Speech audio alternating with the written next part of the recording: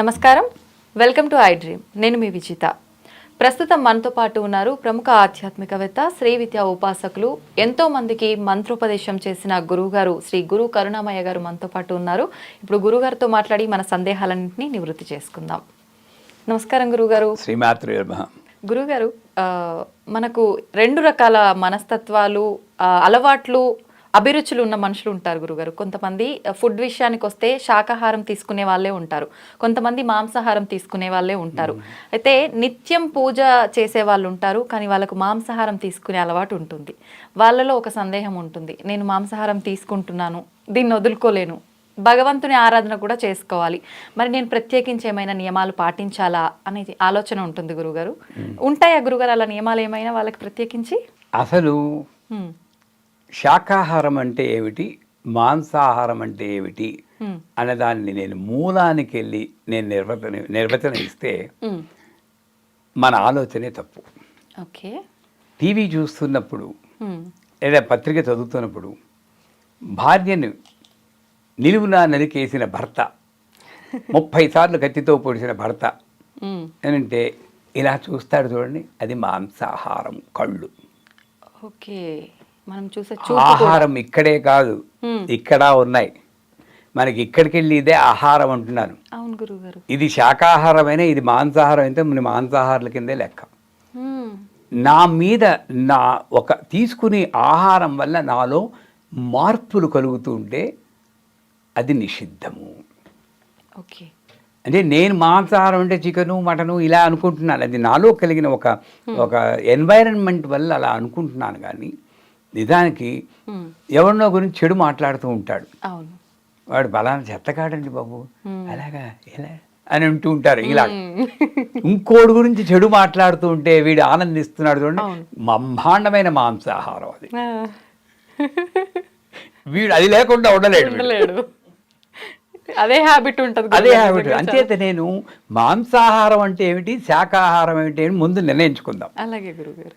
తర్వాత కన్నప్ప పంది మాంసం తిన్నాడంటారు. ఆ పంది మాంసాన్ని నైవేద్యం కింద పెట్టాడు, నోటితో నీళ్లు పోటు పుక్కిలించి ఉమ్మాడు. కాళహస్తి వెళ్తే ఆయన గుడే పైన ఉంటుంది, ఈయన గుడికి అన్నా కూడా ఈయన కనబడాలని శిఖరాన్ని పైకి తీసుకెట్టుకుని ఆయన ఉన్నాడు కాళహస్తీశ్వరుడు.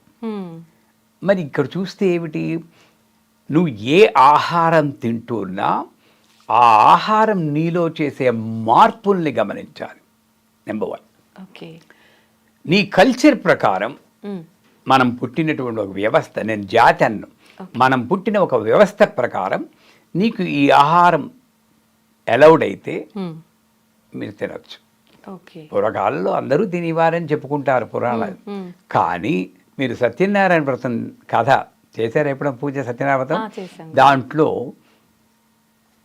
2వ అధ్యాయంలో ఒక కట్టెలు ముక్కునేవాడు, మొదటి అధ్యాయంలో కట్టెలు ముక్కునేవాడు బ్రాహ్మడు పూజ చేస్తూ ఉంటే విని కట్టెల కావడి కింద పెట్టి లోపలికి వెళ్ళి పూజ అంతా చూసుకుని ప్రసాదం చేసి నేను కూడా ఈ పూజ చేయవచ్చా అని అడిగాడు. అలా అడిగాడు. అంటే అర్థం ఏంటి, కట్టెలు అమ్ముకున్నాడు మాంసాహారం తింటాడు. ఆ రోజుల్లోనూ మాంసాహారం తిన్నా వాళ్ళు చేసుకున్న జపము, వాళ్ళకి భగవంతుని భక్తి, ఈ మాంసాహారం నాలో ఏ మార్పు తేకుండా కట్టెలుముకున్న వాడికి బ్రాహ్మడికి తేడా లేనటువంటి సద్గుణాలు ఆ రోజుల్లో ఉన్నాయి. ఇది కాదని నేను సత్యం. సో నేను తీసుకుని ఆహారం నాలో మార్పు తెస్తుంది. అంతెందుకు, మేము 15 రోజుల పాటు నేను ఉప్పు కారం లేకుండా ప్రయత్నించాను. తిరుపతి వెళ్ళిపోయాను, ఒక పెరుగన్నమే ఇంతే రాత్రికి. అసలు ఎలా ఉందంటే మొత్తం శాంతం. ఎలాగైతే మా ఆవిడికి భయం వేసింది, బాబోయ్ మామూలుగా ఉప్పు కారం తినని సన్యాసులు అయిపోతారేమో అని భయపడ్డారు ఒక రకాలు మన పెళ్ళైన కొత్తల్లో. అంచేత నేను తీసుకునే ఆహారం నా మీద ఎఫెక్ట్ ఇస్తుంది, దాంట్లో సందేహమే లేదు. కానీ ఆ ఆహారం అది మాంసాహారం అనండి, స్పైసెస్ మసాలా ఆహారం అనండి, రెండు ఒకటే. ఇది నాలో మార్పులు తెస్తున్నాయని నేను గ్రహించినప్పుడు నేను కంట్రోల్ చేసుకోవాలి.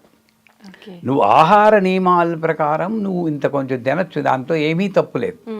నేను శాకాహారనే, కానీ ఆ కాస్త తినడంలో తప్పు లేదు. లేదు. కానీ ఇది లేకుండా నేను ఉండలేను అని కొన్ని జనాలు అంటారు. అవును గురుగారు, అది తప్పు. ఇది లేకుండా ఉండలేను. పప్పు అయినా ఒకటే, మొక్క అయినా ఒకటే నా దృష్టిలో. పప్పు అంటే నేను తిని, మొక్క అంటే మిగతా వాళ్ళు తిని, ఈ రెండు ఒకటే. అంచేత నా గుణాలని నేను ఎందుకంటే ఎంత మీరందరూ నన్ను క్షమించాలి, ఎంత మీరు కాదన్నా ఒక జీవి హింసపడుతూ వచ్చినటువంటి మాంసం అది. అది నేను తింటున్నప్పుడు ఆ జీవి పడ్డ హింస కొంత నాలోకి రావడానికి కారణం ఉంది. దానికి తగిన ఉపాసన చేసుకుంటే భక్తితో ఏమవుదు, అదొక ఆహారం కింద ఉంటుంది. కానీ నేను అలా చెయ్యకుండా ఇదే వ్యాపకం కింద పెట్టుకుని కనబడ్డ జంతువునంతా చంపేసి తినేస్తూ ఉంటే డెఫినెట్గా నాలో గుణాలు మారతాయి కదండి. అంచేత నేను పాటించాల్సిన నియమం ఏంటంటే మాంసాహారులు మిమ్మల్ని మీరు గమనించుకోండి. మీలో ఏదైనా తామసిక గుణాలు ఉన్నప్పుడు కాస్త తగ్గించి చూడండి. ఈ ఆహారం ఏ ఆహారమైనా సరే, శాకాహారాలైనా సరే, ఆహారంలో కొంచెం స్పైసెస్ తగ్గించడం, మసాలా దీన్ని తగ్గించడం, క్వాంటిటీ తగ్గించడం, ఇవన్నీ చేసి చూడండి. అందుకే మితాహారం ప్రియ ఆహార వర్జితం అని మా శ్రీవిద్యలో 2 గుణాలు చెప్తాం.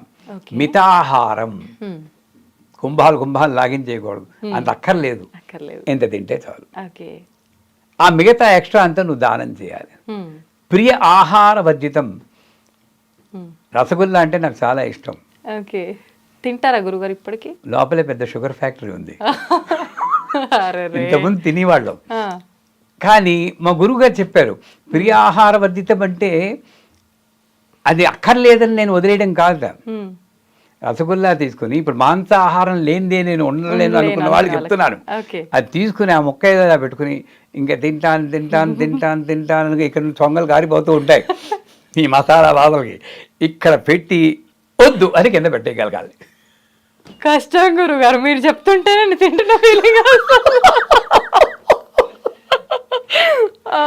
ఈ కంట్రోల్ నువ్వు ఉన్నంత వరకు తినండి, పర్లేదు. ఈ కంట్రోల్ లేదు నేను. అది ఈ ఆహారమైనా సరే. అంచేత మనం తింటున్న ఆహారం మాంసాహారం అంటే ఇక్కడి నుండే కాదు, ఇది నేను తగ్గించుకోవాలి. నీకు ఆ ఉద్రేకపూరితమైన వార్తలు మంచివి కానప్పుడు ఆ వార్త చదవకండి, ఆ ఛానల్లో ఆ న్యూస్ చూడకండి. అప్పుడు పెర్ఫెక్ట్ శాకాహారులు. అది ఈ కళ్ళను ఈ చెవుల నుండి కరెక్ట్. ఇకపోతే ఇక్కడ ఎప్పుడైనా ఒకసారి అప్పుడప్పుడు నోటి జఫ్ని ఆపుకోలేక నేను తినచ్చేమో, కానీ అది తిన్నప్పుడు కూడా నాలో వచ్చే మార్పులు గమనిస్తూ తగినంత ఉపాసన చేసుకుంటూ, గొప్ప ఉపాసన ఏంటంటే నిశ్శబ్దంగా ఉండడం. రోజు పొద్దున్న లేచి కళ్ళు తెరుచుకొని ఇలా ఉండమనండి. భగవంతుని మంత్రం ఏ భగవంతుడు లేదు, మనమే భగవంతులు. ఏమక్కర్లే మళ్ళీ భగవంతుడు, ఏ భగవంతుడు ఇవాళ మంగళవారం ఆంజనేయ స్వామి, బుధవారం సరస్వతి, ఇవన్నీ మనం డ్యూటీలో వేస్తాం భగవంతుడికి. ఇది వస్తుంది. ఏమొద్దు, జస్ట్ కళ్ళు తెరుచుకుని ఓ నవ్వు ముఖం పెట్టిని ఇలా ఉండండి. చాలా కష్టం. ఓ 10 సార్లు లలిత సహస్రం చదవమంటే చదువుతాం, అది ఏం చేయకుండా నోరు మూసుకొని కూర్చోరా అంటే అస్సలు కాదు. ఇది బ్రహ్మాండమైన శాకాహారం. ఇది తిని శాకాహారం. ఇది కూడా తింటుంది మాంసాహారం. వాడిని గురించి ఆలోచించి, వీడిని గురించి ఆలోచించి, ఈ శాకాహారం ఇక్కడి నుంచి చేస్తే అక్కడ మొదలెట్టండి. ఇది ఒక్కటి కాదు, ఇక్కడ మొదలెడితే ఆటోమేటిక్గా ఇది కంట్రోల్ అయిపోతుంది. అంచేత మాంసాహారం తిని వాళ్ళు పాటించిన నియమాలు ఏమిటి అంటే, మొట్టమొదటి తనని అబ్జర్వ్ చేసుకోవడం, ఈ నిగ్రహ శక్తి. అది లేకుండా నేను ఉండలేను అన్న స్థితికి రాకుండా ఉంటే చాలు, వాళ్ళు పూజ చేయవచ్చు. ఆ రెక్కలు వస్తే మన భక్తుల్లో చోకామేళ, సూర్దాస్, కబీర్దాస్, గోరాకుంభ మాంసాహారులే. వాళ్ళు ఏం తిన్నారు ఇప్పుడు ఎవరు చూడరు అనుకోండి, మాంసాహారులే అని చెప్పుకుంటారు.